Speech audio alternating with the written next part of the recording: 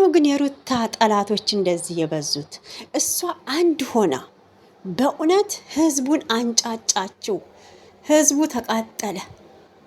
እውነቴን ነው፣ ጠላት እየተቃጠለ ነው ማለት ነው። እና ከእህቱ ጀምሮ በእውነት ሩታ ወዳጅ ናቸው ያለቻቸው በሙሉ ተገልብጠው ጀርባዋን ሲሰጧት እኔ በጣም አዝኛለሁ። አሁንም ሩታ ናት፣ ጀግና መሆኗን አስመስክራለች። እሷ አንድ ሆና የሶሻል ሚዲያው መነጋገሪያ ያረገች የልዑል እናት ናት። የእሷ ከአብርሃም ጋር መሆን ለምንድን ነው እንደሚያማችሁ? የእሷ ነገር ብቻ ሲሆን ነው እንዴ?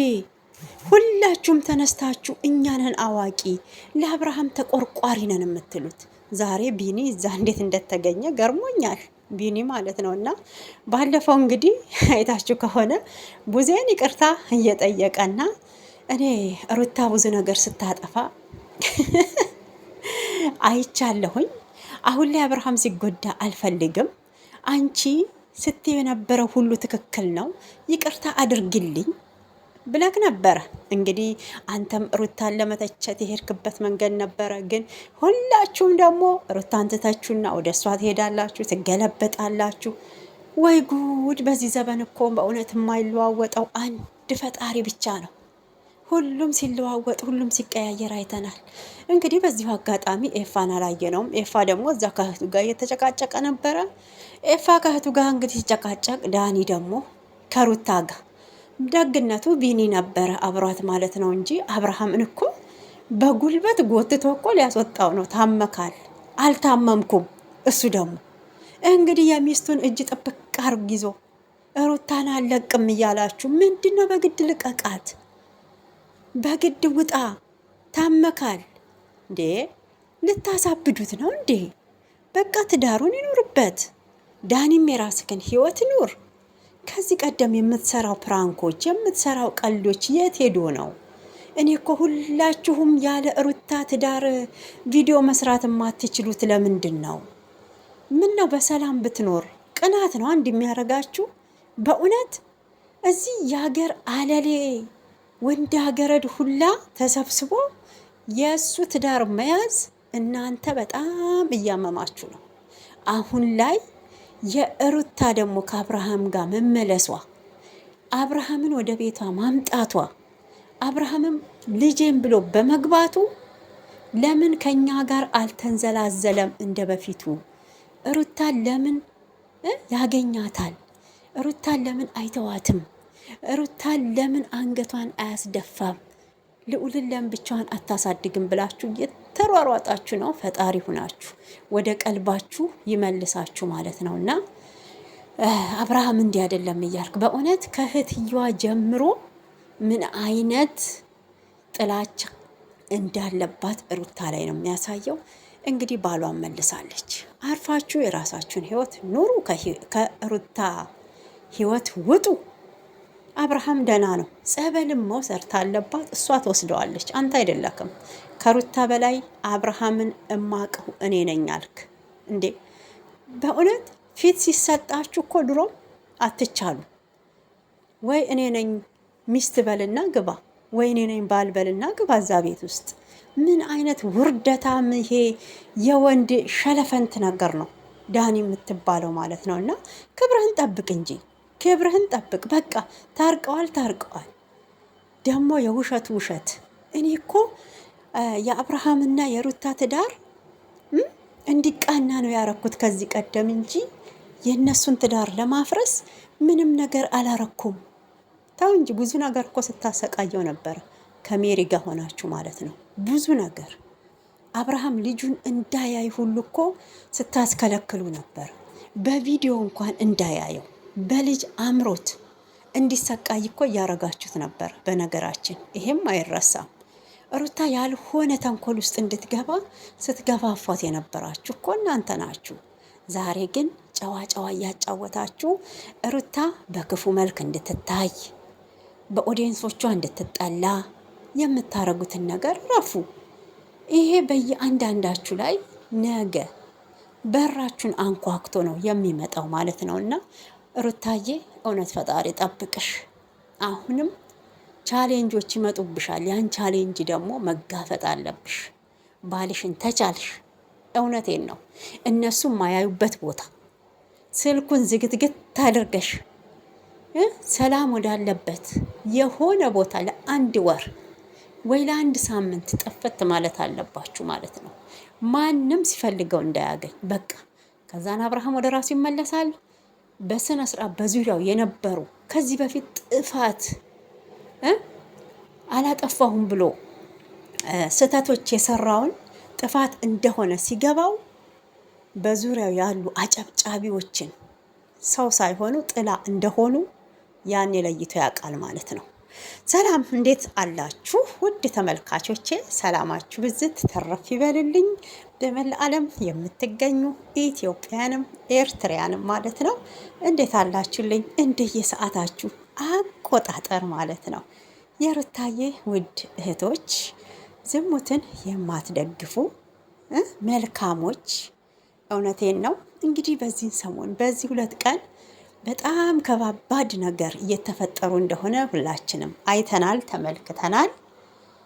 እንግዲህ ዳኒ ደግሞ ምን የተነካ ብሎ እንደመጣ አናቅም።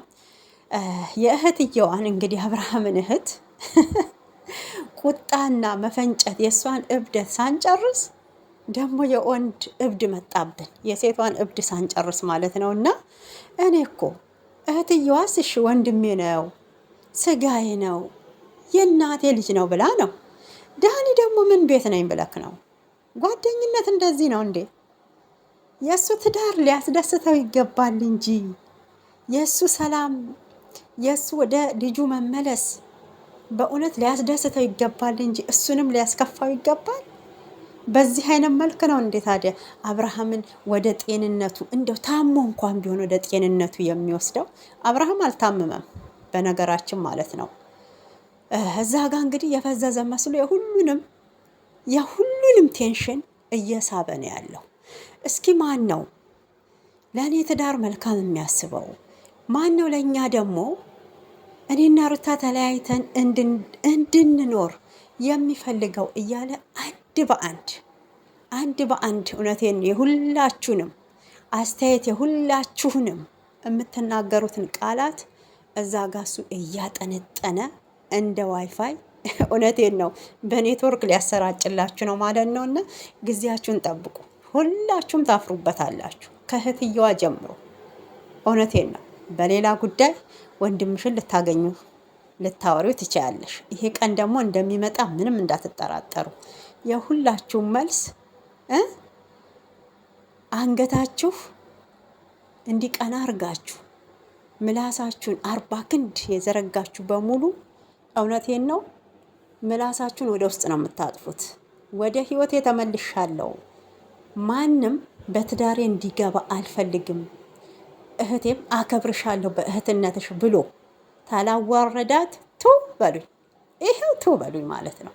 ይሄ የማይቀር ጉዳይ ነው። አንድ ቀን እንጠብቀዋለን በዚህ ጉዳይ ላይ ማለት ነው። እና ሁላችሁም የሚቀሩት ባልና ሚስቱ ናቸው። የሚቀሩት ልዑል፣ ሩታ፣ አብርሃም ናቸው ማለት ነው። እንደ የምታፍሩበትን ነገር አታድርጉ፣ ነገ ታፍሩበታላችሁ ብሏል እኮ ኤፍሬምም። ነገ የምታፍሪበትን ነገር አትናገሪ፣ በዚህ ጉዳይ ላይ ታፍሪበታለሽ እያላት ነበርና እንግዲህ አይታችሁ ከሆነ እሷም አልሰማ ብላለች። እውነት ምንድን ነው ተመለሱ እንዴት እንደሚያረጋት ማለት ነው። እና ምን ልላችሁ ፈልጌ ነው፣ ጠላታችሁ ሲበዛ ጥንካሬን ነው የሚያስተምራችሁ። ነገሮችን እንዴት ማለፍ እንደምትችሉ ነው የሚያስተምራችሁ እንጂ አይጥላችሁም። እውነት ተግራ ተቀኝ እንዲጠላት ሲበዛ በጣም ጠንክራችሁ እንድትቆሙ በሁለት እግራችሁ፣ እውነቴን ነው የምላችሁ። እና ጉልበት ነው የሚሆኗችሁ። ሩታ አሁን ጉልበት እየሆናችኋት ነው በነገራችን ማለት ነው። እሷን የጣላችሁ መስሏችሁ ነው። በዛኛው ጎን እንግዲህ ሄርሜላ ጽንስ ወረደ እየተባለ እንደው በጣም በቃ እያሽቃበጠ ትገኛለች እሷም ማለት ነው። ወይኔ ጉዲ! ምንድን ነው እሱ የተፈጠረው? ዶክተሩን ጥሩልኝ ወይ ኧረ ተው ማስመሰል ማስመሰል። እንደው እኔ እኮ እንደዚህ እያላችሁ ነገር ሌላ ትዳር ከወንድ ጋር ስትመሰርቱ ሆስፒታል ውስጥ አስወርደሽ ነበር እንዴ ብትባይስ? በእውነት እች እኮ እናትህ ናት። ያኔ እንደዚህ አጸያፊ ስራ ስትሰራ ሲባል ለልጅሽ ሲነገረው ምን ይሰማሻል እንዴ? ሁሉም ወጥቶ እኮ እንደናንተ እኛ አረብ ቤት አንገታችንን ደፍተን የምንሰራው እንደናንተ እኮ እንደዚህ መጨማለቅ አቅቶን አይደለም።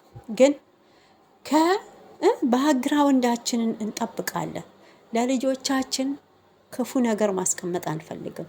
የልጆቻችን ስም እውነቴን ነው የምላችሁ በእኔ እንዲነሳ አልፈልግም። ቢያንስ ጥሩ እናት በምችለው ደሃም ብሆን የአእምሮ ሀብታም ነኝ፣ የጤና ሀብታም ነኝ።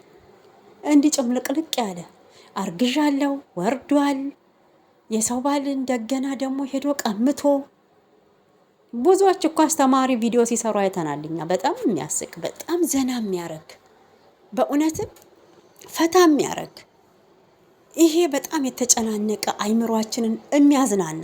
እናንተ እኮ ደጋገማችሁት ቀን በቀን እንዴ! የሄርሜላማ በዛ። እንዴት ሰው 2 ቀን በተደጋጋሚ ይወድቃል ራሱን ስቶ? አንድ ቀን ሊወደቅ ይችላል።